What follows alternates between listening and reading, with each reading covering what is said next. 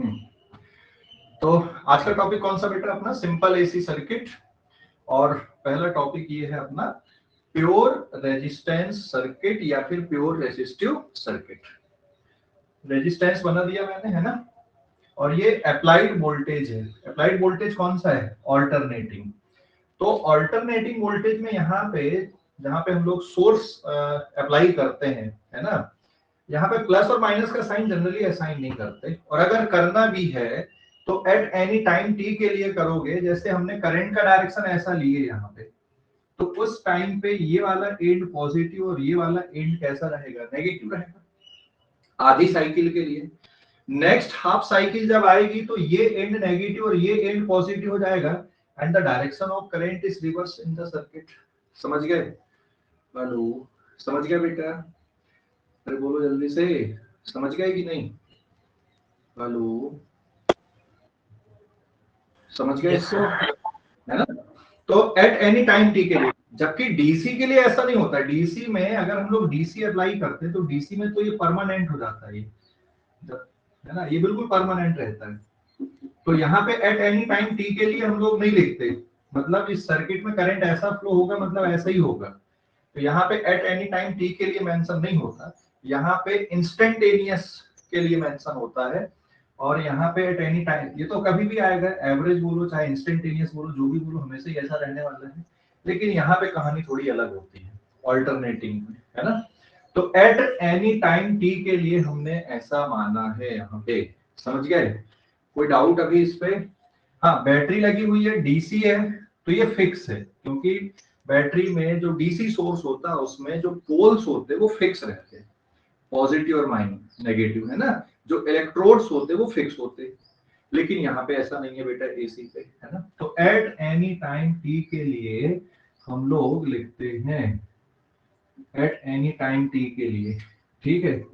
Now this is eight any time T के लिए हम लोग ऐसा लिख देते हैं, ठीक है। तो चलो भाई, अब क्या आ जाएगा आगे यहाँ पे? देखो, एट एनी टाइम टी के लिए अपन ने लिखा, तो करंट की इक्वेशन क्या आएगी बताओ जरा। क्या लिखते हैं अपन करंट के लिए? यहाँ पे अप्लाइड वोल्टेज ये हो गया ए और ये हो गया बी। रेजिस्टेंस के बाय केवीएल अगर हम लोग लिख दें, बाय केवीएल, ठीक है, VA माइनस VB। बेटा यहाँ पर का जो वोल्टेज आ रहा है that is equal to VR। इसको VR हम लोग बोल रहे हैं। क्यों बोल रहे हैं VR यहाँ पे? क्योंकि ये रेजिस्टेंस के अक्रॉस का वोल्टेज है ना। इसलिए मैंने यहाँ पे सबस्क्रिप्ट में क्या लिखा हुआ है? VR यहाँ पे लिखा हुआ है, ठीक है। ये VR हो गया यहाँ पर, है ना। So therefore VR is equals to, ये है अप्लाइड वोल्टेज ये वाला, and it will be equals to V not sine omega t. This implies that VR का मतलब हो जाएगा I into R by Ohm's law. और ये एट एनी टाइम टी के लिए हम लोग लिख रहे हैं KVL एट टाइम टी के लिए, एनी टाइम टी के लिए लिखा गया ये V not sine omega t. इसका मतलब सर्किट में करंट आ जाएगा V not upon R sine omega t. This implies that I equals to I not sine omega t. तो सर्किट में जो करंट फ्लो हो रहा है वो किसके इक्वल हो रहा है? सर्किट में करंट फ्लो हो रहा है I equals to I not sine omega t. अगर अप्लाइड वोल्टेज ये है तो सर्किट में एनी टाइम टी पे करंट इस तरह से आएगा। मतलब करंट और वोल्टेज के बीच में फेज डिफरेंस आया क्या यहाँ पे? करंट और वोल्टेज के बीच में। सो देयरफॉर, या इफ अप्लाइड वोल्टेज अगर किसके बराबर यहाँ पे? इफ अप्लाइड वोल्टेज बोलो या पोटेंशियल डिफरेंस बोलो, है ना। कॉमन लैंग्वेज कौन सी होती है? वोल्टेज होती है, और पोटेंशियल डिफरेंस ये प्रॉपर हो गया, है ना। तो इफ अप्लाइड वोल्टेज अगर किसके बराबर यहाँ पे V not sine omega T है, then current in the circuit I equals to I not sine omega t आएगा, जहां पे I नॉट की value V not upon R है, so therefore V and I are in same phase. ये दोनों कैसे यहाँ पे सेम फेज में है, ये है ना, ये सेम फेज पे है, यहाँ पे सेम फेज पे है, मतलब जो फेज डिफरेंस है दोनों के बीच में, phase difference between V and I is कितने का फेज डिफरेंस है दोनों के बीच में, 0 डिग्री का। तो करंट और वोल्टेज यहाँ पर साथ साथ में चलते हैं, फेज डिफरेंस 0 है, करंट और वोल्टेज के बीच में साथ साथ चलने वाले ये दोनों, ठीक है। और अगर हम लोग फेसर डायग्राम बनाते हैं यहाँ पे, देखो इधर पे करंट बना देते भाई, और इसी साइड पे क्या बन रहा है, क्योंकि सिर्फ एक ही कंपोनेंट आ रहा है ना यहाँ पे वी आर, तो ऐसा बना दो भाई, फेज डिफरेंस कैसा है, 0 है। और अगर हम लोग बेटा यहाँ पे ग्राफ बनाते हैं, इधर पे टाइम टी ले लिया मैंने, और यहाँ पे मान लो ये ब्लैक लेटर्स, ये जो ब्लैक पेन है, इससे मैंने वोल्टेज का अगर बनाया, तो करंट का ग्राफ भी उसी के साथ में सेम फेज में चलेगा। ये रेड पेन से किसका ग्राफ बना दिया मैंने, करंट का। तो करंट और वोल्टेज यहाँ पे साथ साथ चलेंगे, सेम फेज पे रहेंगे, ठीक है, करंट एंड वोल्टेज। अच्छा, इसमें जो पावर फैक्टर है सर्किट का, power factor of circuit, power factor of circuit is cos phi, और फेज डिफरेंस 0 है, मतलब power factor of circuit is +1। So therefore average power का फार्मूला क्या बताया था मैंने, V not I not by 2 into cos phi, है ना, और cos फाई की वैल्यू यहाँ पे 1 है, तो जो एवरेज पावर आएगा वो V not I not by 2 के बराबर आएगा, या फिर V RMS I RMS into cos phi से भी अगर देखोगे तो V RMS और I RMS के ये बराबर रहेगा। समझ गए ना। तो इस सर्किट में, प्योर रेजिस्टिव सर्किट में सबसे ज्यादा पावर डिसिपेट होगा, क्योंकि इसका पावर फैक्टर कितना है, 1। समझ गए। तो जैसे ये प्योर रेजिस्टिव सर्किट हमने डिस्कस किया, अब यहाँ पे क्या लगा देंगे, कैपेसिटर लगा देंगे, कैपेसिटर के बाद इंडक्टर कॉइल लगा देंगे, फिर सीरीज कॉम्बिनेशन की स्टडी, फिर उनके पैरेलल कॉम्बिनेशन की स्टडी। तो बहुत कॉम्प्लेक्स सर्किट की स्टडी नहीं है, सिंपल सिंपल स्टडी है। समझ गया बेटा, पर बोलो जल्दी से। पावर फैक्टर मतलब cos फाई, ये इसको पावर फैक्टर बोलते सर्किट का। क्यों पावर फैक्टर बोलते, क्योंकि एवरेज पावर में जो फार्मूला आता है ना, V not I not by 2, ये तो कांस्टेंट टर्म होता है। मेन टर्म कौन सा बच रहा है, cos फाई वाला बच रहा है यहाँ पे। समझ गए कि नहीं, cos फाई ही बदलेगा ना, 0 से कहां तक जाएगा ये cos फाई, -1 से +1 के बीच में रहेगा ना cos फाई की वैल्यू। समझ गए। तो जो पावर फैक्टर सर्किट का ये है, क्योंकि ये वाला टर्म तो कांस्टेंट होता ना बेटा, तो जो पावर फैक्टर है, फैक्टर मतलब जिसके कारण, ये तो कांस्टेंट है, कांस्टेंट टर्म में हम किसी ऐसे टर्म का मल्टीप्लाई कर रहे हैं जो वेरिएबल है। तो वेरिएबल वाला कौन सा होता है, यहाँ पे cos फाई होता है, इसी को हम लोग क्या बोलते हैं, पावर फैक्टर बोलते हैं। अभी समझ गए, हेलो, अरे समझ गए कि नहीं, हाँ सर। बोलो सर और एक बार बताना। किसको बेटा, hello, sir power factor. Power factor देख, एवरेज पावर का फार्मूला क्या होता है, एसी सर्किट में कल डिराइव किए थे, मतलब पिछली क्लास में हमने। एवरेज पावर का फार्मूला होता है V not I not by 2 into cos phi, ठीक है। तो V नॉट I नॉट ये कांस्टेंट टर्म होता है, ये कांस्टेंट टर्म है, और कॉस फाई क्या है यहाँ पे, वेरिएबल। समझ गए अभी, हेलो। हाँ सर।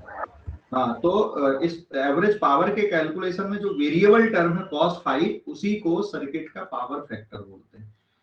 क्लियर हो गया अभी, हेलो। Yes sir. हाँ ओके। तो ये प्योर रेजिस्टिव सर्किट हो गया, ये रेजिस्टेंस हमने लगा दिया, ये 2 पॉइंट ले लिए ए बी। यहाँ पे अप्लाइड वोल्टेज में जो पोलैरिटी है, ये इंस्टेंटेनियस होती है। आधे साइकिल के लिए ये प्लस और ये माइनस होगा, बाकी की आधी साइकिल के लिए ये साइड प्लस और ये साइड माइनस। तो यहाँ पे करंट का डायरेक्शन फिक्स नहीं रहेगा, ध्यान रखना, यहाँ पे करंट का डायरेक्शन फिक्स नहीं रहेगा। करंट का डायरेक्शन हर आधी साइकिल में क्या होगा, बदलेगा। अभी ऐसा आधी साइकिल में ऐसा जा रहा है, फिर आधी साइकिल में ऐसा आएगा। ठीक है, करंट का डायरेक्शन बदलता है। समझ गया बेटा?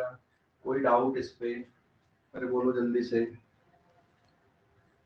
बोलो जल्दी से भाई, कोई डाउट? हेलो, अरे कोई डाउट है क्या? No sir. No sir. No sir.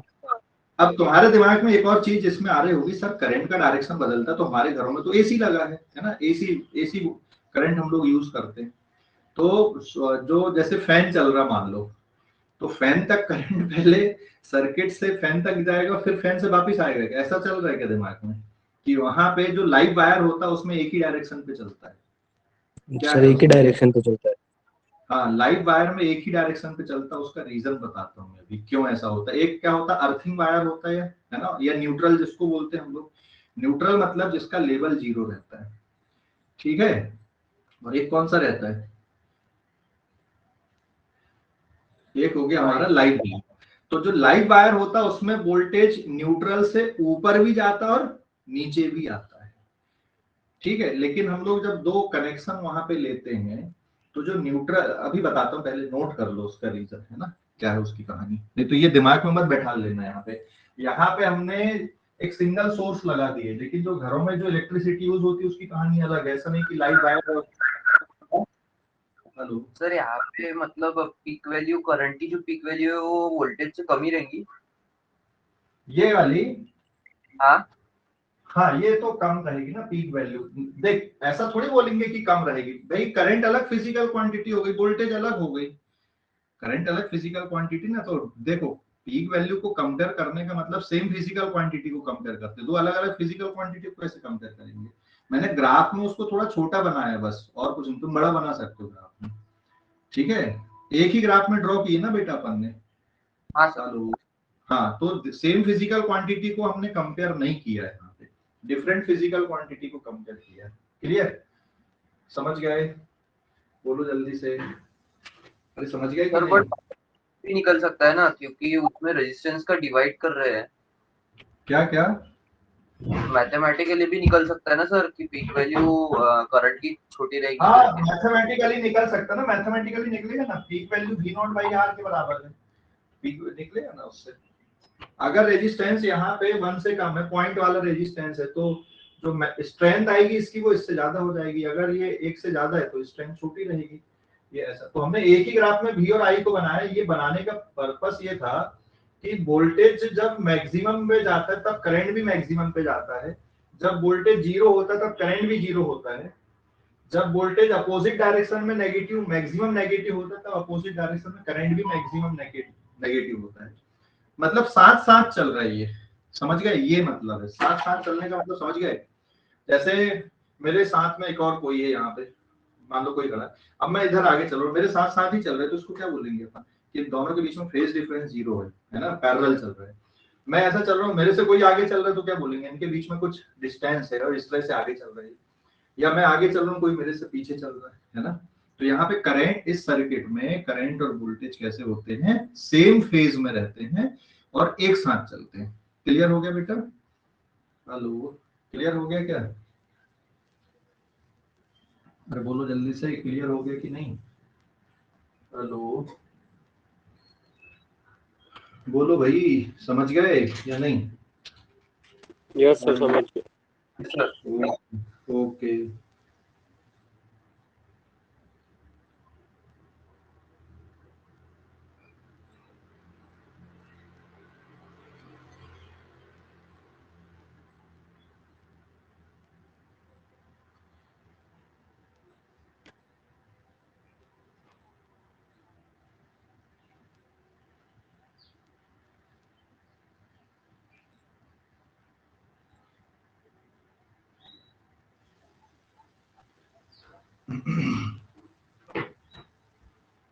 Done sir.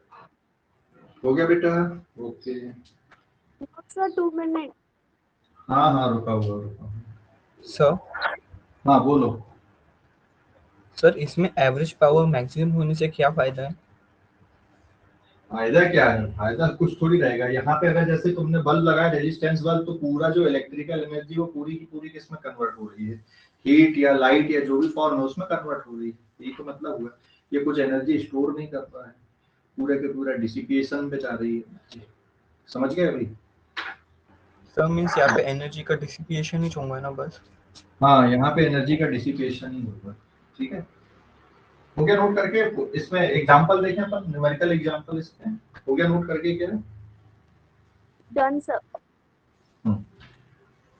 सभी का हो गया? जो लोग लेट ज्वाइन किए स्क्रीनशॉट ले लो इसका, जो लोगों ने लेट ज्वाइन किया है स्क्रीनशॉट ले लो, जिन लोगों ने लेट ज्वाइन किया है स्क्रीनशॉट ले लो भाई।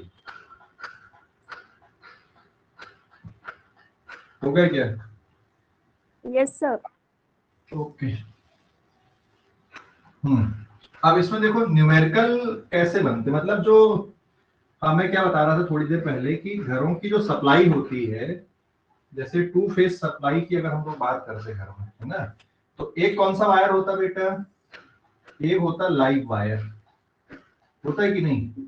जैसे ये हमारे घर के मेन से ये सप्लाई निकल के आ रही है ऐसी, तो एक होता live wire. Live wire generally red colour का होता है, ध्यान रखना, ठीक है। और एक कौन सा वायर होता है? न्यूट्रल बोलते हैं अपन, बोलते कि नहीं, लाइव एंड न्यूट्रल। अरे समझ गए? Yes sir. हाँ, लाइव एंड न्यूट्रल का मतलब इसमें करंट कैसा चलता है, इसमें तो करंट ऐसा चल रहा है। तो जब यहाँ पे आके ये किसी डिवाइस से कनेक्ट होते हैं, मान लो ये बल्ब से कनेक्ट किया अपन ने, फिलामेंट वाले बल्ब से, ठीक है, तो इसमें ऐसा नहीं रहता है कि करंट यहां से ऐसा जाएगा फिर यहां से ऐसा पलट के आएगा, ऐसा नहीं रहता है, ठीक है। ये कैसा करंट एक ही डायरेक्शन पे चलता है। न्यूट्रल का मतलब हमने जीरो लेवल ले लिया, जीरो वोल्ट ले लिया। तो यहाँ पे ये वाले वायर में जो वोल्टेज है वो माइनस वी नॉट से कहां तक जा रहा है? प्लस वी नॉट तक जा रहा है। समझ गए? माइनस वी नॉट से कहां तक? प्लस वी नॉट तक बदलता है। तो जब पॉजिटिव हाफ साइकिल आती है, पॉजिटिव हाफ साइकिल का मतलब जब यहाँ पे लाइव वायर में, देख लाइव वायर में क्या होगा ना, करंट जीरो से बढ़ के पहले वी नॉट तक आएगा, और फिर जीरो से बढ़ के V not, and then V not से फिर कहां तक आएगा? फिर जीरो होगा। मतलब ये पॉजिटिव हाफ साइकिल है। और जब नेगेटिव हाफ साइकिल आएगी तो जीरो से ये minus V not, and then minus V not से फिर से कितना होगा? जीरो होगा।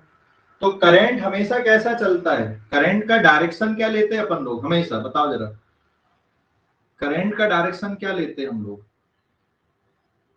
लोअर पोटेंशियल टू हायर या higher potential to lower? Current का direction higher to lower. Higher to lower. तो यहाँ पे जब जीरो से वी नॉट और वी नॉट से जीरो तक है, तो ये हायर पोटेंशियल पे, ये लोअर पोटेंशियल पे करंट किधर चलेगा? इधर ही चलेगा ना, ये वाले डायरेक्शन पे। समझ गए? हेलो, ये ऐसा चलेगा ना लाइव वायर में। अरे समझ गए कि नहीं? सर वो जीरो से माइनस वी नॉट तक के क्या ले समझे? जीरो से वी नॉट समझ गया है? अरे करंट की साइकिल ये है ना ऐसी, ये पॉजिटिव हाफ साइकिल, ये नेगेटिव हाफ साइकिल, ये जीरो, ये कितना हो गया यहाँ पे वी नॉट, फिर ये जीरो, और यहाँ पे नीचे कितना हो जाएगा? ये माइनस वी नॉट, और फिर कितना हो गया? जीरो। तो पॉजिटिव हाफ साइकिल में ये हायर पोटेंशियल पे, ये लोअर पोटेंशियल पे करंट ऐसा चलेगा। अगली जब हाफ साइकिल आएगी, अगली हाफ साइकिल पे देख, ये न्यूट्रल वायर हो गया एक प्रकार से, दिस इज द न्यूट्रल, क्योंकि हम न्यूट्रल को क्या मान ले रहे हैं यहाँ पे? जीरो पे मान ले रहे हैं ऐसा। फिर जब अगली हाफ साइकिल आएगी बेटा, तो क्या होगा बताओ? अगली हाफ साइकिल पे पलट जाएंगे प्लस माइनस। हाँ, प्लस माइनस पलट जाएंगे, ठीक है। फिर करंट कैसा चलेगा? फिर करंट का डायरेक्शन क्या होगा? फिर से negative to positive. Negative to positive हो जाएगा, बस इतना ही तो फर्क है। Negative to positive. Current negative से पॉजिटिव चलता है या पॉजिटिव से हायर पोटेंशियल से लोअर की तरफ चलता है? हायर से लोअर। हाँ, करंट हमेशा हायर से लोअर की तरफ चलता है। तो फिर क्या होगा यहाँ पे सॉकेट पे? ऐसा क्या बन गया यहाँ तक के लिए कहानी? अभी जब ये नेगेटिव हाफ साइकिल आ रही इसकी नेगेटिव हाफ साइकिल, तो ये तो अपने रेफरेंस लेवल पे है ही यहाँ पे, तो अब ये हायर पोटेंशियल हो जाएगा, ये लोअर, तो करंट फिर ऐसा आएगा, फिर अगली हाफ साइकिल में फिर ऐसा आएगा, तो ये करंट क्या होगा, कंटिन्यूअसली ऐसा चलता रहेगा यहाँ पे ऐसा। समझ गए? Hello, yes sir. ठीक है, क्लियर हो गया अभी कि नहीं? लेकिन सर और एक ये जब पॉजिटिव हाफ साइकिल जा रही है तो करंट यहाँ से ऐसा आ रहा है, और अगली जब नेगेटिव हाफ साइकिल आएगी तो करंट यहाँ से ऐसा आएगा। लेकिन हम जब न्यूट्रल वायर को टच करते हैं तो हमको शॉक नहीं लगता है, हमको शॉक कब लगता है, जब हम लाइव वायर को टच करते हैं। समझ गए? ऐसा क्यों है?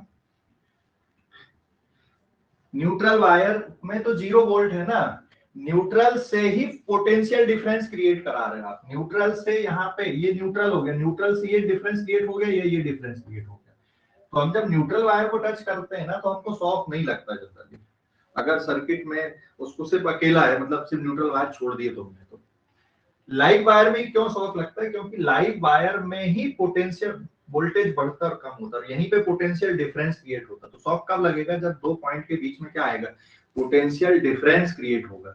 तो पोटेंशियल डिफरेंस क्रिएट करने वाला वायर कौन सा? यहाँ पे लाइव वायर होता है, जिसके कारण पोटेंशियल डिफरेंस क्रिएट होता है। समझ गए? अरे बोलो जल्दी से। ये इसके कारण होता है। तो या तो ये कांस्टेंट करंट रहता तो भी क्रिएट करता, और अगर ये वेरिएबल है तब भी क्रिएट करता है। समझ गए? बोलो जल्दी से। पोटेंशियल डिफरेंस का मतलब हो गया, देख जैसे ये वाला जो वोल्टेज है ना, ये कहां तक जा रहा है, 0 से मान लो +10 तक गया और फिर इधर -10 तक गया। पोटेंशियल डिफरेंस का मतलब +10 -0 ले लो, या फिर 0 -10 ले लो, कुछ भी कर लो बेटा। पोटेंशियल डिफरेंस पीक वैल्यू तक का कितना बन रहा है? 10 बन रहा है।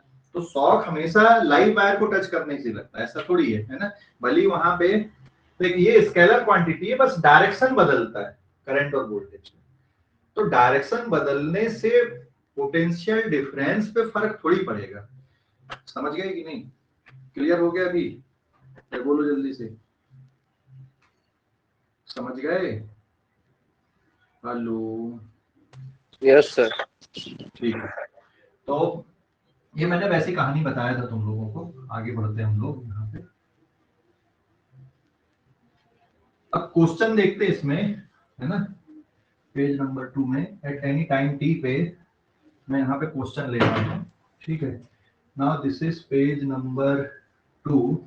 अब न्यूमेरिकल हम लोग बना देते हैं। यहाँ पे क्वेश्चन बना दिया मैंने बेटा कि ये एक प्योर रेजिस्टिव सर्किट है, इसका रेजिस्टेंस मान लो 100 ओम है। यहाँ पे हमने एक अमीटर लगा दिया, और ये एक वोल्ट मीटर बोल रहा हूँ, अप्लाइड वोल्टेज हमने ले लिया यहाँ पे। ठीक है, ये अप्लाइड वोल्टेज ले लिया। यहाँ पे भी एक वोल्ट मीटर हमने लगा दिया। Applied voltage equals to V0 sine of, कितना ले लें हम लोग, 314t के बराबर ले लिया मैंने, वेयर, या फिर ऐसा ले लो, V इक्वल्स टू 200।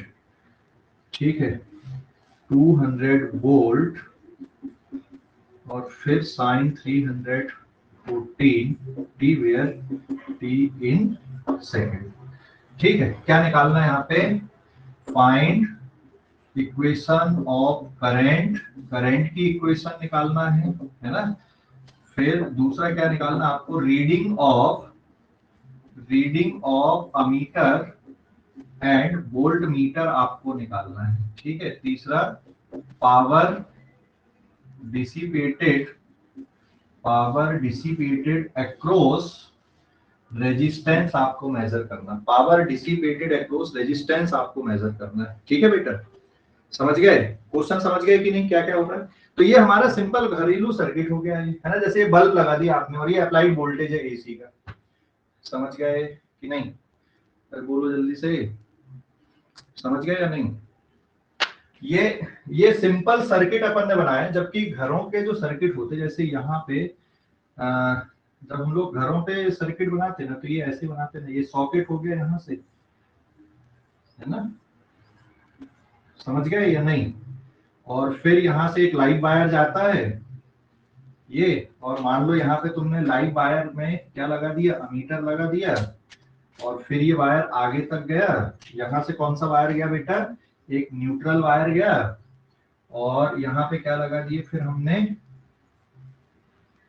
एक बल्ब लगा दिए ऐसा। तो ये हमारे सिंपल घरेलू सर्किट हो गए ऐसे ही। ठीक है, अब यहाँ पे क्या लगा दिए हमने, एक बल्ब लगा दिए या हीटर कॉइल लगा दिए, जो भी हम अप्लायंसेस यूज करते हैं वो हमने ले लिए यहाँ पे ऐसा। तो ये इसका रेजिस्टेंस है, this is any bulb. Filament वाले जो बल्ब आते थे वो ले लिए हमने, और ये कनेक्शन ऐसा कर दिए। ठीक है, समझ गए कि नहीं, बोलो जल्दी भाई।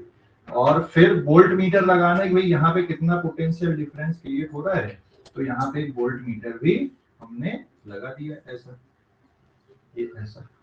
समझ गए, तो ये हमारे सिंपल घरेलू सर्किट हो गए ऐसे। लेकिन अब हम घरेलू सर्किट ऐसे नहीं बना के हम लोग बेटा ऐसा सिंपल ऐसा बना देते हैं। अब ये जो दो पॉइंट हम लोग लेते, जैसे ये हो गया ए और ये हो गया यहाँ पे बी, है ना, ये पॉइंट हो गया ए और ये हो गया बी। ऐसे जैसे यहाँ पे एक तरफ कौन सा वायर होता, लाइव वायर, और एक तरफ कौन सा लेते फिर यहाँ पे न्यूट्रल हम लोग लेते हैं ऐसे। तो ये हो गया यहाँ पर का लाइव, और ये कौन सा हो गया यहाँ पर का न्यूट्रल। अभी समझ गए, अरे बोलो जल्दी से, समझ गए या नहीं, हेलो बोलो बेटा, समझ गए या नहीं समझे, हेलो सर एक और बात बताओ ना। ये होते हमारे सिंबॉलिक सर्किट होते हैं, और एक्चुअल घरेलू सर्किट ये वाले होते हैं। जैसे ये बल्ब लगा है, ये हमारा सॉकेट हो गया, बोर्ड हो गया है ना, इलेक्ट्रिसिटी बोर्ड हो गया हमारे घरों का, इलेक्ट्रिसिटी बोर्ड है ना, ये हमारे घरों का इलेक्ट्रिसिटी बोर्ड हो गया। इलेक्ट्रिसिटी बोर्ड में ये दो पॉइंट हो गए, एक पॉइंट से लाइव वायर आएगा और एक पॉइंट से कौन सा आएगा, न्यूट्रल वायर आएगा। तो यहाँ पे हमने अमीटर लगा दिए और फिर यहाँ पे बल्ब कनेक्ट कर दिए, और ये न्यूट्रल वायर यहाँ से हो गया, और ये वोल्ट मीटर यहाँ पे लगा दी, भाई बल्ब के अक्रॉस में कितना वोल्टेज क्रिएट हो रहा है।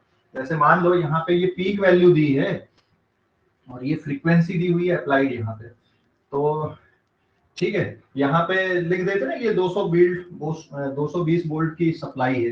जैसे यहाँ पे लिख दिया कि ये 220 वोल्ट की सप्लाई है और 50 हर्ट्ज है। तो इसका मतलब क्या होता है, ये 220 वोल्ट और 50 हर्ट्ज लिखा, मतलब ये कौन सी वैल्यू दी हुई है यहाँ पे, इसकी आरएमएस वैल्यू दी है। और ये वाला टर्म क्या दिया हुआ बेटा, इसका फ्रीक्वेंसी दिया हुआ। अभी समझ गया, अरे बोलो जल्दी भाई। Yes sir. ना, तो एक्चुअल जो हमारे घरेलू सर्किट होते हैं वो ऐसे होते हैं। घरेलू सर्किट जो हम लोग घरों में यूज करते हैं ऐसे रहते हैं वो सर्किट। स्विच बोर्ड हो गया, स्विच बोर्ड से ऐसा। लेकिन सिंबॉलिक सर्किट ऐसे बनाए जाते हैं। तो हम लोग सिंबॉलिक सर्किट में ये लाइव और न्यूट्रल की बात नहीं करते, बस ऐसा बना दिए, हो गया हमारा काम। और एट एनी टाइम टी के लिए, एट एनी टाइम टी के लिए मान लो सर्किट में करंट इस तरह से फ्लो हो रहा है, एनी टाइम टी पे सर्किट में ऐसा करंट फ्लो हो रहा है, मतलब ऐसा जा रहा है एट एनी टाइम टी पे। समझ गया बेटा, अरे बोलो जल्दी भाई, समझ गए। Yes sir. है ना, सर्किट में एनी टाइम टी पे करंट इस तरह से फ्लो हो रहा है। तो actual circuit, on board circuit हमारे घरों में हम लोग जैसा यूज करते हैं वो सिस्टम ऐसा होता है। लेकिन अब हमेशा हम लोग कॉपी पे ऐसा थोड़ी बनाएंगे, हमको सिंबल बनाना पड़ेगा। तो सिंबॉलिक हो गया, तो ये जो सिंबल हो गया ना, ये बोर्ड वाला सिंबल हो गया, जो हम घरों पे जो बोर्ड लगे रहते हैं ना, इलेक्ट्रिसिटी बोर्ड, ये होता है ये यहाँ पे ऐसा। ठीक है, ये रेजिस्टेंस हो गया। रेजिस्टेंस का मतलब आपका बल्ब हो गया, आपका फैन हो गया, आपकी टीवी हो गई, जो भी इलेक्ट्रिक अप्लायंसेस है वो हो गया वहां पे। लेकिन यहाँ पे हम लोग प्योर रेजिस्टिव सर्किट की बात कर रहे हैं। लेकिन जो अप्लायंसेस होते हैं उसमें ऐसा नहीं है कि सिर्फ रेजिस्टेंस अकेला होता है। अभी जैसे फैन की बात कर ले हम लोग, फैन की जो कॉइल है उसमें रेजिस्टेंस है, लेकिन कॉइल जब बनाया आपने तो उसमें इंडक्टर भी बना दिए और फैन में कैपेसिटर भी लगा दिए। तो फैन जो सर्किट होता है ना, वो प्योर रेजिस्टिव सर्किट नहीं कहलाता। इवन आपकी जो टीवी होती वो भी प्योर रेजिस्टिव सर्किट नहीं रहती। समझ गया बेटा, हेलो, अरे बोलो जल्दी से। Yes sir. एक एग्जांपल बताऊं, जो फिलामेंट वाले बल्ब आते हैं, फिलामेंट वाले बल्ब मतलब समझ गया, फिलामेंट वाले बल्ब जो पहले आते थे अब बंद हो गया, जिसमें पीली वाली रोशनी आती थी, याद है? Yes sir.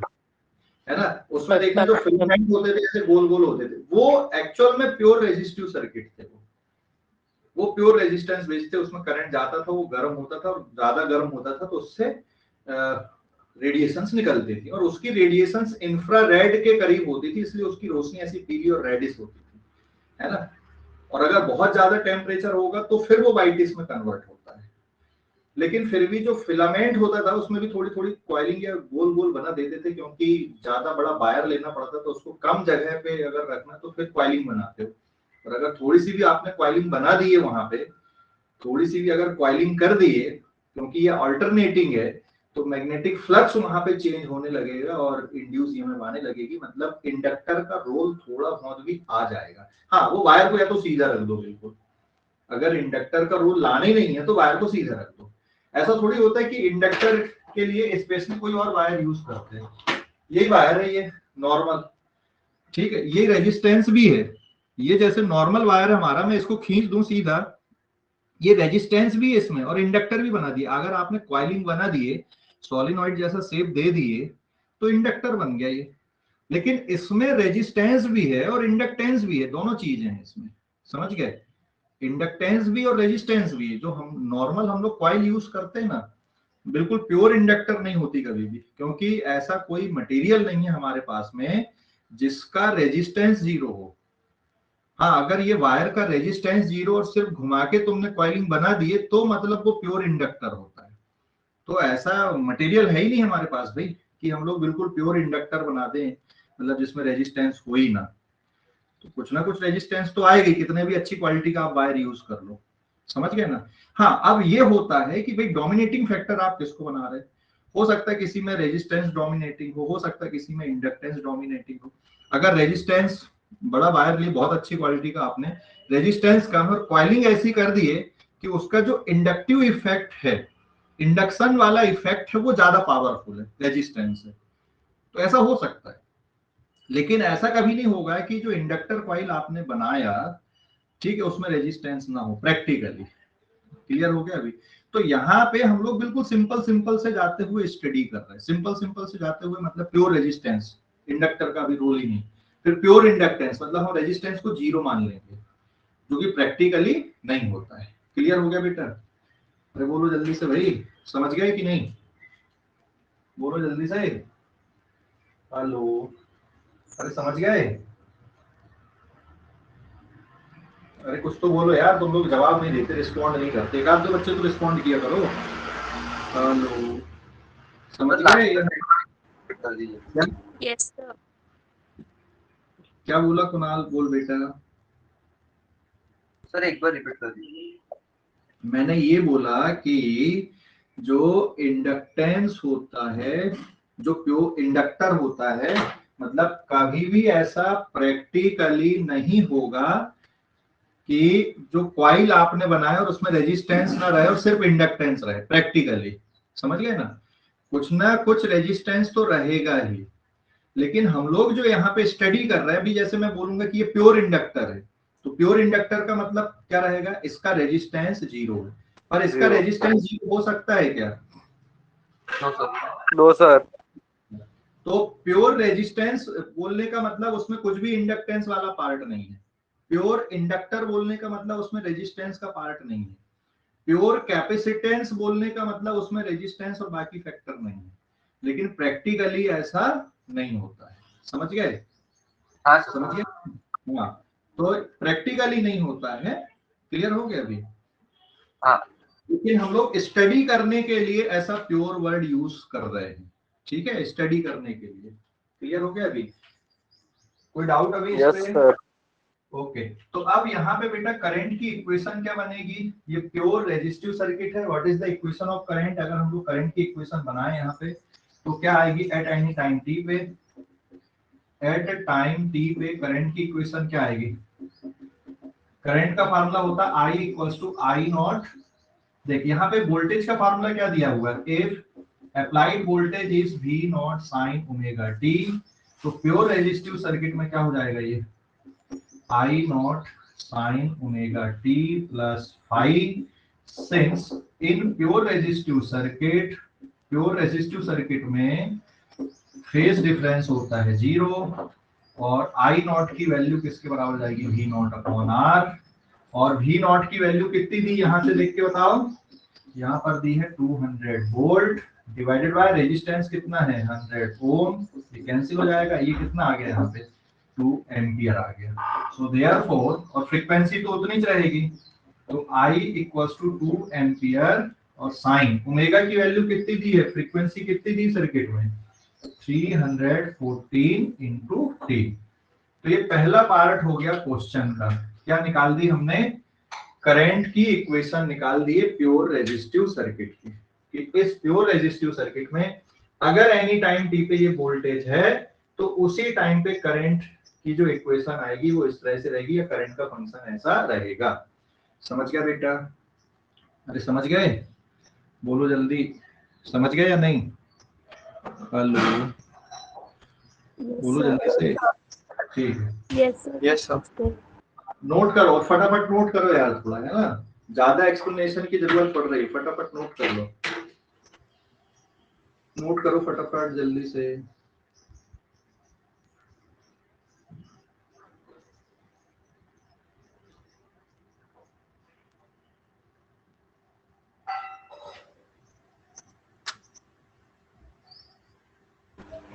Done, sir. Okay, हो गया सर। हो गया।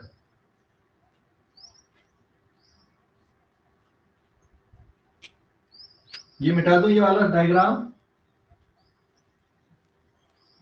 हेलो, हाँ सर। ये सिंबॉलिक डायग्राम है, ये वाला सिंबॉलिक होता है, प्रैक्टिकल ऐसे डायग्राम रहते हैं हमारे घरों पे हम लोग जो यूज करते हैं, है ना। तो जो स्विच बोर्ड होता है वही है एक प्रकार का ये। अब यहाँ पे और क्या क्या निकालना था हमको, क्या क्या मेजरमेंट करना था, और क्या मेजरमेंट करना था हमको इस पे, reading of ammeter and volt meter. जो अमीटर और वोल्ट मीटर होते हैं ये किसको रीड करते हैं, कौन सी वैल्यू को रीड करते हैं, अमीटर और वोल्ट मीटर कौन सी वैल्यू को रीड करते हैं, बताओ जल्दी से। RMS। Yes, they read RMS value. तो जो सेकंड पॉइंट आएगा, ammeter and voltmeter will read RMS value, ये आरएमएस वैल्यू रीड करेंगे। So therefore reading of ammeter is I equals to I R M S, और I R M S किसके बराबर होगा, I not upon root two. तो I not की value कितनी हमारे पास में, it is 2 ampere divided by root two ampere, या 1.414 है ना एम्पियर ये रीड करेगा। ऐसे वोल्ट मीटर क्या रीड करेगा अब यहाँ पे, it will read V R M S value, it is V not upon root two. V not की वैल्यू 200 दी है डिवाइडेड बाय रूट टू, तो ये कितना आ जाएगा बेटा यहाँ पे 100 into 2 upon root two. Solve करने पे कितना आ गया ये 100 रूट टू वोल्ट, है ना। 100 रूट टू वोल्ट मतलब 414 लगोगे, 141.4 वोल्ट ये रीड करेगा। जो वोल्ट मीटर है ये 141.4 वोल्ट ये रीड करेगा। समझ गए? हेलो, अरे समझ गए कि नहीं, बोलो जल्दी से भाई। 141.4 वोल्ट ये रीड करेगा, समझ गए? हेलो, हाँ सर। बोलो भाई। Yes sir. क्लियर हो गया अभी डाउट इसमें? अच्छा, what is the frequency of AC here, what is the frequency of AC.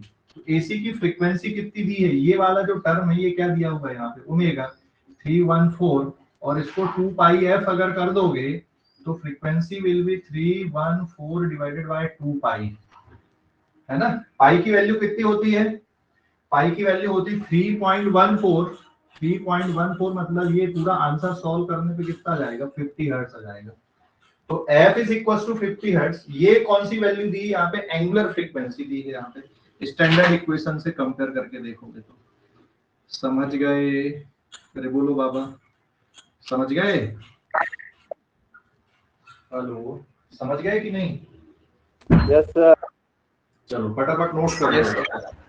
हाँ फटाफट नोट करो, इसको भी जल्दी से नोट करो।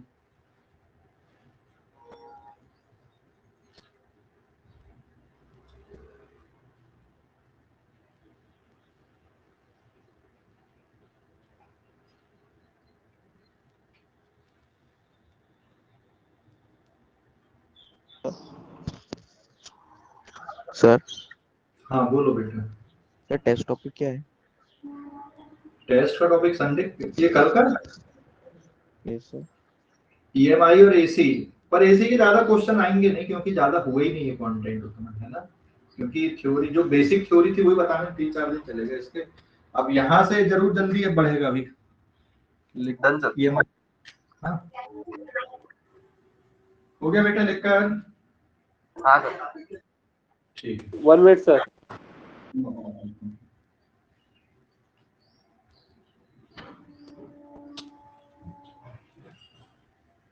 सर आज तक का ही आएगा क्या?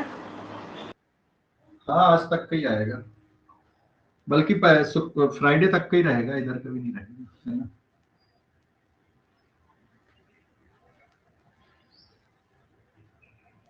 हो गया क्या?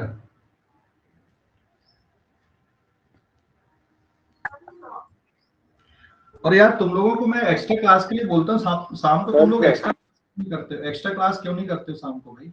कर लिया करो यार एक्स्ट्रा क्लास, क्योंकि वैसे ही अपना कंटेंट बहुत धीरे धीरे पढ़ते हैं अपन यहाँ पे, इतना धीरे धीरे कंटेंट होता पढ़ाने का, तो फिर ज्यादा टाइम देना पड़ेगा ना अपने को, है ना, सिलेबस भी कंप्लीट करना है। तो आप सभी भैया एक्स्ट्रा क्लास किया करो यार, आज शाम को भी एक्स्ट्रा क्लास है, उसमें अपन एक छोटा सा टॉपिक इंडिपेंडेंट टॉपिक पढ़ने वाले, एलसी ऑसिलेशन करके डीसी के लिए, ठीक है सर? इससे नहीं रिलेटेड है? इसी से रिलेटेड है लेकिन शाम को कर लेंगे, इंडिपेंडेंट टॉपिक रहता है। तो पावर रेजिस्टेंस रह गया ना। हाँ पावर का फार्मूला क्या आएगा इसमें? पावर का फार्मूला लगा दे, क्या होगा पावर का फार्मूला? पावर का फार्मूला क्या आएगा? सब V not I not upon 2 cos into cos phi, और फेज डिफरेंस कितना होता है यहाँ पे लिख लो, इसको कैलकुलेट कर लेना पावर का। एक और क्वेश्चन बता रहा हूँ, 1। पावर का कैलकुलेशन हो जाएगा, जगह छोड़ दो वहां पे कर लेना इसको, पावर का कैलकुलेशन, ठीक है। एक और क्वेश्चन हम लोग ले रहे हैं यहाँ पे। अब ये क्वेश्चन थोड़ा ऐसा ले लिया, मान लो हमने यहाँ पर एक 100 ओम का रेजिस्टेंस ले लिए और एक ले लिया हमने 500 ओम का, ये हो गया रेजिस्टेंस 1, ये हो गया रेजिस्टेंस 2, सिंपल सीरीज कॉम्बिनेशन हमने ले लिए, और ये अप्लाइड वोल्टेज लिए यहाँ पे, है ना। अप्लाइड वोल्टेज बेटा 200 वोल्ट, 50 हर्ट्ज। अब ऐसा बस दिया हुआ है यहाँ पे 200 वोल्ट, 50 हर्ट्ज। सर्किट में ये 2 वोल्ट मीटर लगे, ये 2 वोल्ट मीटर की रीडिंग कितनी है और अमीटर की रीडिंग कितनी है? क्वेश्चन समझ गया कि नहीं? अमीटर और वोल्ट मीटर की रीडिंग बताना है। अमीटर और वोल्ट मीटर की रीडिंग बताने का मतलब सीधा सीधा ये है कि सर्किट में कितना करंट फ्लो हो रहा है, समझ गए?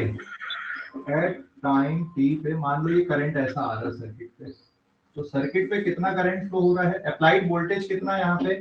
200 वोल्ट। तो ये अप्लाइड वोल्टेज 200 वोल्ट है, ये कौन सा वोल्टेज है? ये पीक वोल्टेज है कि आरएमएस है? कौन सा है? बोलो जल्दी से। आरएमएस। हाँ आरएमएस। अगर यहाँ पे कुछ नहीं दिया गया है कि ये कौन सा वोल्टेज है, तो बाय डिफॉल्ट क्या मानना है? Since nothing is said, so therefore it is considered as RMS। ये RMS है। ये 50 हर्ट्ज क्या दी हुई है यहाँ पे? फ्रीक्वेंसी दी हुई है। माइक म्यूट कर दो जरा अपना, है ना, समझ गए? एक काम करते हैं, 400 ले लेता हूँ इसको, तो हमारे कैलकुलेशन सारे आसान हो जाएंगे। अब कितना करंट यहाँ पे आएगा? अच्छा ये रेजिस्टेंस सीरीज में लगे, मतलब यहाँ पर भी ना जो नॉर्मल हम लोगों ने करंट इलेक्ट्रिसिटी में पढ़े थे बिल्कुल वैसे ही चलता है। ये भी जो करंट इलेक्ट्रिसिटी में पढ़े थे ना बिल्कुल वैसे ही चलता है। 2 रेजिस्टेंस अगर सीरीज में लगे हैं यहाँ पे, तो सर्किट का करंट किसके बराबर आ जाएगा बेटा? यहाँ पे I naught is equal to, या सर्किट का जो करंट है I R M S equal to V R M S, ये applied divided by R equivalent. ये बिल्कुल वैसे ही चलेगा यहाँ पे, समझ गए? अरे बोलो जल्दी से भाई, बोलो जल्दी से, समझ गए कि नहीं? तो VRMS कितना है यहाँ पे? अप्लाइड वोल्टेज कितना? 200 वोल्ट। आर इक्विवेलेंट कितना हो गया टोटल? 100 प्लस 400 कितना हो गया ओवरऑल? 500। ये 0 कितना आ गया 0.4 एम्पियर का आरएमएस करंट फ्लो हो रहा है। मतलब ये हो गया कि ये जो अमीटर लगा हुआ है इसकी रीडिंग कितनी आएगी, अमीटर की रीडिंग समझ गए कि नहीं। अब V1 अगर हमको देखना है तो V1 वोल्ट मीटर की रीडिंग का मतलब आएगा I RMS into R1 and it will be 0.4 ampere. R1 is 100 is equals to 40 volt. समझ गए। तो ये पहले वाले वोल्ट मीटर की रीडिंग 40 वोल्ट आएगी, दूसरे वाले वोल्ट मीटर की रीडिंग कितनी आएगी बेटा I RMS into R2 0.4 into 100 नहीं कितना है 400 है ना। सो आंसर विल बी 60, ये हो जाएगा 44 for the 60 160 वोल्ट। समझ गए। तो ये वाले वोल्ट मीटर की रीडिंग आएगी 40 वोल्ट और ये वाले वोल्ट मीटर की रीडिंग क्या रहेगी 60 वोल्ट रहेगी। तो बाकी के जो लॉजिक्स हैं वो बिल्कुल वैसे ही हैं यहाँ पे, अगर प्योर रेजिस्टिव सर्किट चल रहा है तो, है ना। बाकी के जो लॉजिक्स हैं वो बिल्कुल वैसे ही जैसे ओम्स लॉ के हैं। क्लियर हो गया। कोई डाउट जल्दी बोलो भाई। अरे कोई डाउट है क्या इसमें? हेलो कोई डाउट है क्या? ठीक है फटाफट लिख लो इसको, जल्दी से लिख लो।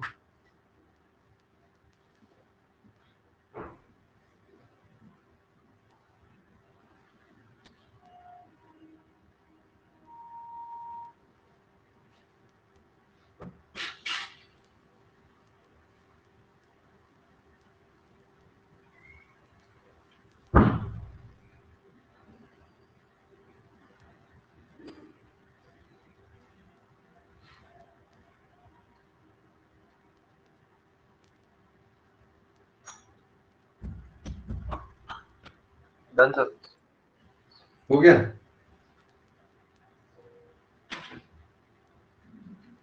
दो मिनट सर।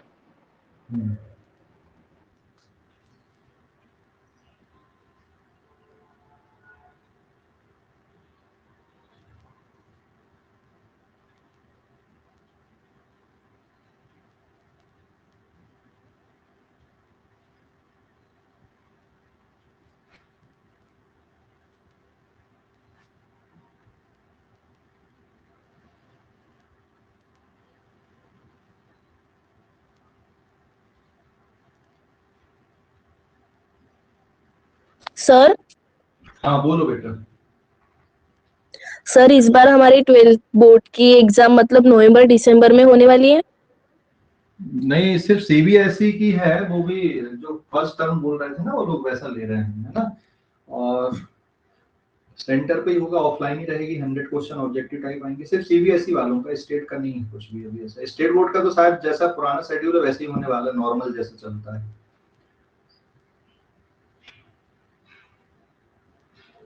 तो 2021 और 2022 ये वाली बैच की है ना फर्स्ट टर्म तो।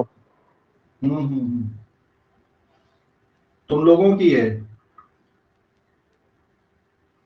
जो लोग 12th में हैं। हेलो हाँ सर। नहीं सर ये लोग पागल हो गए पूरी तरीके से, हमारे ऊपर एक्सपेरिमेंट कर रहे हैं पूरा। अब तो क्या कर सकते हैं यार, पागल हो जाए चाहे कुछ हो जाए, अभी क्या कर सकते हैं अपन, एक्सपेरिमेंट कर। सही बात है, एक्सपेरिमेंट तुम्हारे ऊपर हो रहा है पूरा। ठीक है यार। हो गया लिखकर ये? अरे बोलो जल्दी, हो गया लिखकर? लिखकर हो गया क्या? सर। अच्छा अगर इनको पैरेलल में कनेक्ट कर देते तो क्या होता, फिर कैलकुलेशन कैसे करते? अगर मान लो ये क्वेश्चन को मैं मॉडिफाई कर दूं यहाँ पे, ये क्वेश्चन को हम लोग ऐसा पैरेलल में कनेक्ट कर देते। Page number 5। हमारे घरों की जो सप्लाई होती है वो कौन सी होती है, सीरीज कॉम्बिनेशन वाली होती है कि पैरेलल कॉम्बिनेशन वाली होती है? Parallel combination. ये 100 ओम ले लिया अपन ने यहाँ पे, ऐसा है ना। फिर यहाँ पे एक और रेजिस्टेंस ले लिया अपन ने, ये हो गया 400 ओम, ये हो गया R1, ये हो गया R2, ठीक है। और फिर ये हो गया अप्लाइड वोल्टेज, वो भी एसी वाला लगा दिए। अब ऐसा लगा देते तो बच्चे फिर कंफ्यूज हो जाते, अरे यार ये एसी लगा भी हम कैसे करें। अरे भाई सिंपल है, सिंपल है, क्या फर्क पड़ना, चाहे एसी वाला हो चाहे डीसी वाला हो। यहाँ पे प्योर रेजिस्टेंस से ज्यादा कुछ कहानी रहती नहीं प्योर रेजिस्टेंस वाले सर्किट में। हाँ इसमें कहानी में ट्विस्ट कब आता, इसमें कहानी में ट्विस्ट तब आता कि जब ये रेजिस्टेंस होता और ये इंडक्टेंस होता, या एक रेजिस्टेंस रहता और एक इंडक्टर रहता, तब कहानी बदलती है। नॉर्मल रेजिस्टेंस अगर लगा हुआ है तो कहानी में कोई चेंज नहीं, कोई ट्विस्ट नहीं, जैसा आपने पहले पढ़ा हुआ बिल्कुल वैसे ही कैलकुलेशन करना है। कहानी में ट्विस्ट कब आएगा? जब रेजिस्टेंस के साथ में इंडक्टर लगाओगे या रेजिस्टेंस के साथ में कैपेसिटर लगाओगे। समझ गए? अब इन दोनों को, यहां से जो करंट जाएगा, जैसे मान लो ये अमीटर लगा दिया मैंने, अच्छा यहां से जो करंट जाएगा, ये एक और लगा देते हैं अपन लोग, ये A1 लगा दिया मैंने और ये A2 लगा दिया और ये टोटल वाला हो गया। तो यहाँ पे क्या होगा बेटा, वोल्टेज दोनों को कैसा मिलेगा? सेम मिलेगा कि डिफरेंट मिलेगा? वोल्टेज कैसा मिलेगा दोनों को, सेम या डिफरेंट? सेम वोल्टेज मिलेगा। कितना कितना वोल्ट मिल रहा है? तो यहाँ पर से करंट फ्लो हो रहा I2 और यहाँ से करंट फ्लो हो रहा I1 और यहाँ से करंट जा रहा I, है ना, एट एनी टाइम टी पे। एट एनी टाइम टी पे करंट को हमने लिखा है, लेकिन ये जो रीड करते हैं आरएमएस वैल्यू रीड करते हैं। आरएमएस वैल्यू का मतलब ये है कि अभी करंट सर्किट में चाहे ऐसा जाके आए चाहे ऐसा जाके आए, उससे कोई फर्क नहीं पड़ने वाला है ना, आरएमएस वैल्यू वैसी रहती है। तो अब सबसे पहले हम लोग किसको मेजर कर ले, यहाँ पे I1 करंट को मेजर कर लें। तो I1 की जो आरएमएस वैल्यू आएगी, ये V RMS across R1, V RMS across R1 divided by R1। तो R1 के अक्रॉस में VRMS कितना बेटा, यहां से देख के बताओ जरा। R1 के अक्रॉस में VRMS कितना है? 200 डिवाइडेड बाय R1 की वैल्यू कितनी? 100। कितना करंट आ रहा है? 2 एम्पियर करंट फ्लो हो रहा है I1। अब ऐसे किसको निकाल लो? I2 को निकाल लो, I2 की RMS वैल्यू। तो ये किसके बराबर हो जाएगा? VRMS across R2 divided by R2, value put कर दो तो ये हो जाएगा 200, क्योंकि यहां पर भी 200 वोल्ट मिल रहा है इसको। तो 200 divided by 400, what is the answer? 0.5 ampere. ये आंसर आ गया। तो I2 की वैल्यू भी निकल गई। सो देयरफॉर टोटल करंट किसके बराबर आएगा यहाँ पे? It is I1 plus I2, है ना। तो टोटल करंट की आरएमएस वैल्यू कितनी हो जाएगी? 2 ampere plus 0.5 ampere, and answer will be 2.5 ampere. तो ये टोटल करंट है, मतलब आरएमएस वैल्यू। तो यहाँ पर से जो करंट जा रहा है, मतलब ये वाले अमीटर की रीडिंग कितनी आएगी? 2.5 एम्पियर आएगी। ये वाले अमीटर की रीडिंग आई 2.5 एम्पियर, ये वाले अमीटर की रीडिंग 2 एम्पियर। तो अगर सिर्फ रेजिस्टेंस लगे हुए हैं तो कहानी में कोई ट्विस्ट नहीं है, नॉर्मली जैसा करते आए हो बिल्कुल वैसे ही करना है, ठीक है। हाँ, अमीटर और वोल्ट मीटर अगर लगा हुआ है तो आरएमएस वैल्यू कैलकुलेट करना है। अगर क्वेश्चन बोलता है कि भाई पीक वैल्यू कितनी है, तो पीक वैल्यू निकाल लो। जैसे यहाँ पे 200, ये 200 वोल्ट, ये 200 वोल्ट कौन सी वैल्यू दी है यहाँ पे? आरएमएस वैल्यू दी है, और ये होता है V0 अपॉन √2। तो V0 का मतलब क्या हो जाएगा बेटा? 200 √2 वोल्ट। तो यहाँ पर की पीक वैल्यू ये निकल जाएगी, √2 का मल्टीप्लाई कर दो, और पीक वैल्यू दी है और आरएमएस वैल्यू निकालना है तो √2 से डिवाइड कर दो, बस इतना ही तो है, ठीक है। यहाँ पे √2 का मल्टीप्लाई कर दो तो क्या निकल जाएगा? इसका पीक वैल्यू निकल जाएगी। समझ गया बेटा? अरे बोलो जल्दी से, समझ गए? तो एज सच ये फ्रीक्वेंसी का अभी कोई रोल नहीं पड़ा है, फ्रीक्वेंसी का अभी कोई रोल नहीं पड़ा। प्योर रेजिस्टिव सर्किट में फ्रीक्वेंसी का रोल नहीं आ रहा है। फ्रीक्वेंसी का रोल तब आएगा जब रेजिस्टेंस के साथ कैपेसिटर लगा रहेगा या इंडक्टर कॉइल लगी रहेगी, या फिर सिर्फ इंडक्टर कॉइल या सिर्फ कैपेसिटर लगा, तब फ्रीक्वेंसी अपना रोल प्ले करती है ना ज्यादातर। अभी ऐसा फ्रीक्वेंसी का कोई लेना देना ऐसा अभी नहीं आया, क्योंकि इसका कोई यूज नहीं पड़ रहा अभी। तो प्योर रेजिस्टिव सर्किट में फ्रीक्वेंसी का कोई काम नहीं है बहुत ज्यादा। समझ गए? हेलो,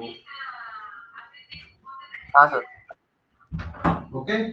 तो प्योर रेजिस्टिव सर्किट में ऐसा कोई फर्क नहीं है। तो अभी इसको लेके कोई कंफ्यूजन नहीं रहेगा कि इसके सीरीज के क्वेश्चंस कैसे करना, पैरेलल के इसके कैसे करना है। सिर्फ प्योर रेजिस्टेंस में बताया मैंने। कहानी कब बदलेगी? जब रेजिस्टेंस के साथ आप इंडक्टर कॉइल कनेक्ट कर दोगे या कैपेसिटर आप कनेक्ट कर दोगे, तब कहानी में ट्विस्ट आएगा। वैसे कोई ट्विस्ट नहीं है, जैसा है बिल्कुल वैसे ही करना है। समझ गए?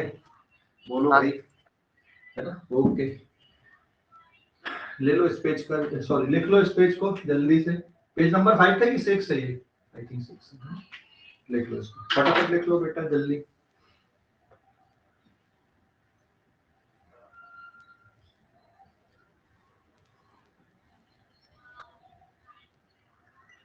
शाम की भैया एक्स्ट्रा क्लास करो यार तुम लोग, है ना, थोड़ा सा एसिलेट करना पड़ेगा ना अपने को, इतना कम कम पढ़ रहे हैं अपन। जो चीज हम लोग एक दिन में तीनों सर्किट हम लोग पढ़ लेते हैं, वो यहाँ पे एक दिन में एक सर्किट पढ़ के होता है।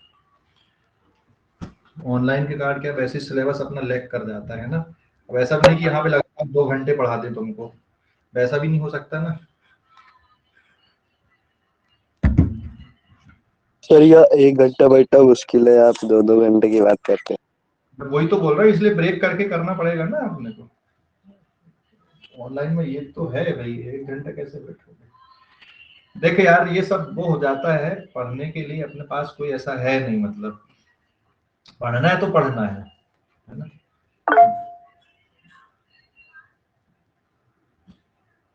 हो गया क्या? हाँ सर। हाँ सर। ओके।